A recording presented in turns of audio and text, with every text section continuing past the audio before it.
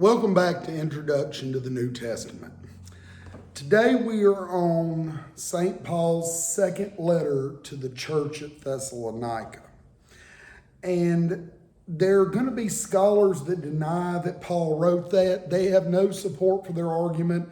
And ultimately, we see Paul's language and we see in the Greek how Paul had been to Thessalonica, how he had interacted with them, and so on and so forth. We hear Paul talk in 2:15 about how he had wrote a previous letter, hence 1 Thessalonians, to the church. Now, 2 Thessalonians, it is an epistle, and it's got different features in it.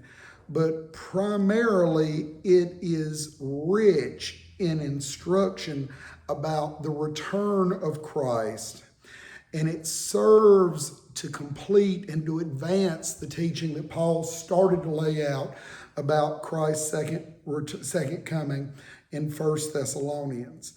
And we see how there will be a final judgment and so on and so forth. And what we are dealing with in 2 Thessalonians is the idea that Christ is coming back and the people don't need to worry about it. We see in the beginning of it, Paul is talking to them about his cause for boasting, about how he has come there with Christ's power and he has set out true doctrine, how he has set out the ideology that the people are to follow, and he has set the example. And that the people in Thessalonica need to imitate Paul's holiness, imitate Paul's faithfulness, and they need to endure the tribulations that they are experiencing. We as Christians here on earth will always face difficulty, we'll always face trial, we'll always face tribulation, but we need to endure the persecution that we have with the head knowledge that when Christ returns or when we end up passing away, that we will be glorified, we will be rewarded for our endurance. And we need to pray fervently to God to work our faith out, because the day of the Lord is coming. The day of Christ's return is coming. And as we await that day, we need to stand fast.